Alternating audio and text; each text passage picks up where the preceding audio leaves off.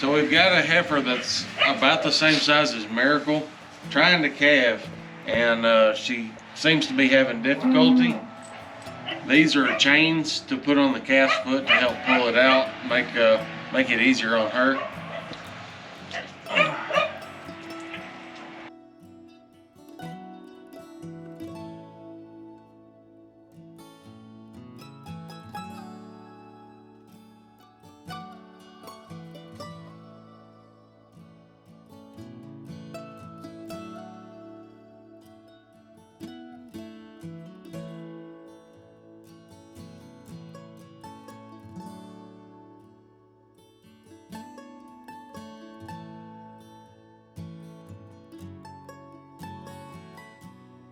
So this started about 5 o'clock this morning.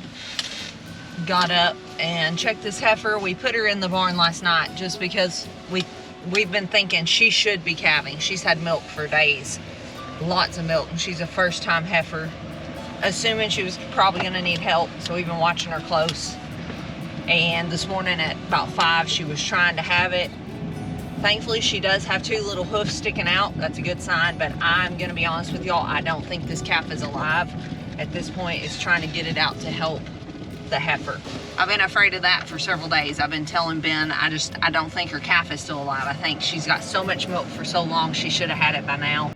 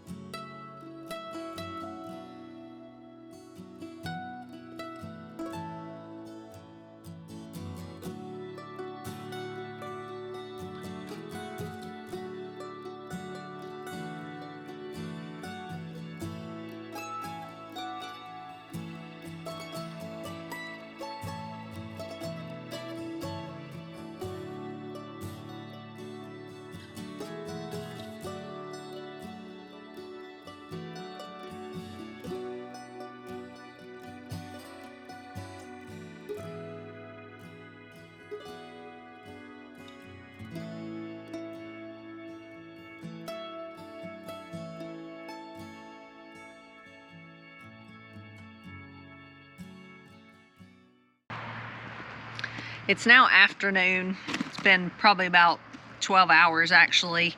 As you can see on the video, her calf was not alive, and it was pretty hard on her. She was limping before we ever started pulling the calf, and she was definitely limping afterwards. When heifers especially, it can happen to any cow, but when the calf gets in a certain position and when they deliver, it can almost like pinch a nerve and cause sometimes lasting damage. Sometimes they get down and they never get back up. Thankfully, you saw we opened the side of the chute and she got up and took off. Although she was limping, she was kind of running limping. She was getting around pretty good, but I called our vet today and went up there and got some meds. So we're going to be giving her some things to help her out, and I'll tell you what it is in case you might need this knowledge in the future. So we're gonna go get her up. Ben's found us a hot wire, haven't you? Yep.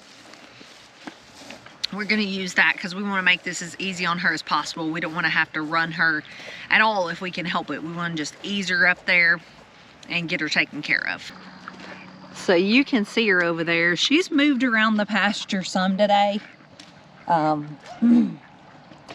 she's just resting. She's, I'm sure, in pain, wore out, and it's just hard on them when that happens.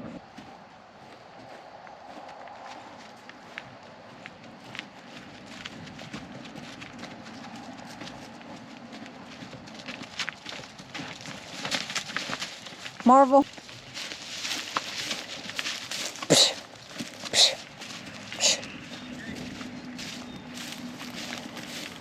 It's okay.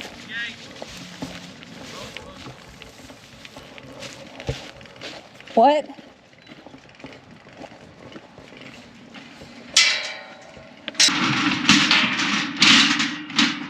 So I'm actually going going to give her two things today. I have already given her a good antibiotic on Saturday because I was concerned at that point that her calf was dead.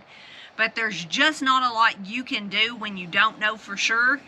So I gave her something in case she was starting to get an infection. She's just had my awareness really up. I can't explain it. It's just a gut feeling. I knew something was wrong. I've been telling Ben that for days. And so I went ahead and gave her something and checked her over really good, and there just was nothing I could do until she showed some signs of calving, and that's why we've had her up so close and been watching her so close. And then when she finally, those first little hoofs presented, that's why we sprang into action this morning, because we knew it was time to help her out. So if I had not given her antibiotics a couple days ago, I would be giving her antibiotics at this point just to prevent any kind of infection. I'm not sure exactly when the calf died, how long it was in there. So I would advise you to do that. One thing, if you're new around here, we try to do things as naturally as possible. We grass feed our animals. We use non-GMO feed. We use as little medicines and things as possible. We don't use hormones. We try to go as natural as possible. We don't use like growth hormones or anything like that. We only use medications in extreme circumstances. We don't use any preventative antibiotics or medications or anything like that. We only treat when it's necessary. But just like I would treat my kids, I feel like these animals are under my care. When it comes to it and they need medication, I will not let them suffer or die because of my lack of giving them some sort of medicine. I think most of us that are into natural things would do that for our children as well. There's a point where you draw the line and you think, okay, we need some help here. And this is a point we need some help here. She's limping around because of course she is swollen and inflamed in there. She had a calf really that was too big for her. So there's some swelling. So one of the things we're gonna give her is something that would be equivalent to like an ibuprofen for us. We're gonna give her a dose of that. And we're also going to give her a steroid because she's got some damage. It's like you would have a pinched nerve or something like that. She needs some steroids to get her back literally on her feet and going again, and not, she's in pain right now. So we're trying to do all we can to make her feel better. So we're gonna do that. Like I said, I would give a long-acting antibiotic. By long-acting, I don't mean like a crazy long amount of time, but something that might last like 5 days or a week. That way you're not having to get them up and stress them out and medicate them every day with an antibiotic that's gonna be out of their system in a few hours. So that's just what I personally am doing, and you do your research and figure out what works best in your situation. So these are what they call subcutaneous injections. Basically, we're going under the skin. When I do this, I like to find this front shoulder right here, and I go up in this area. That's just my favorite place to do it. And you just want to slide this under the skin, but not out the other side, or you've completely defeated the purpose.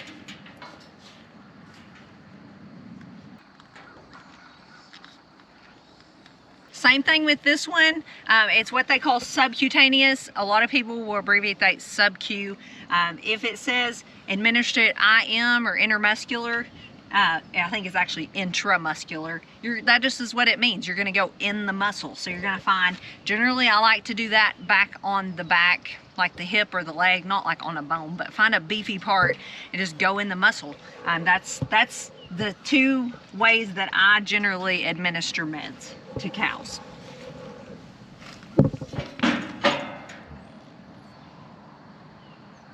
So I wanted to mention one other thing. She is fairly small, you can see that. We've had several over time that have been fairly small. Josie was pretty small when she calved the first time.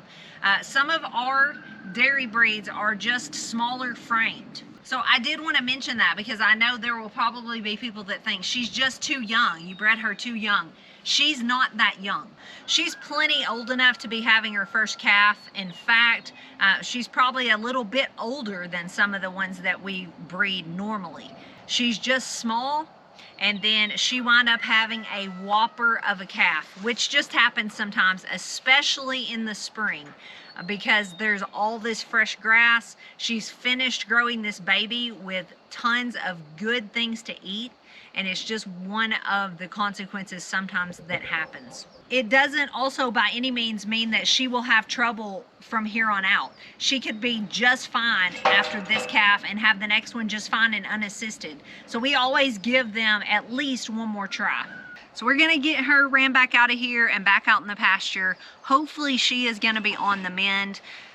Pretty bummed that we lost a really good calf. Bummed for her. It's always sad for me for a mama to lose her baby. So we're gonna do our best to take care of her. And we'll see you guys on the next one. Thanks for watching, and God bless.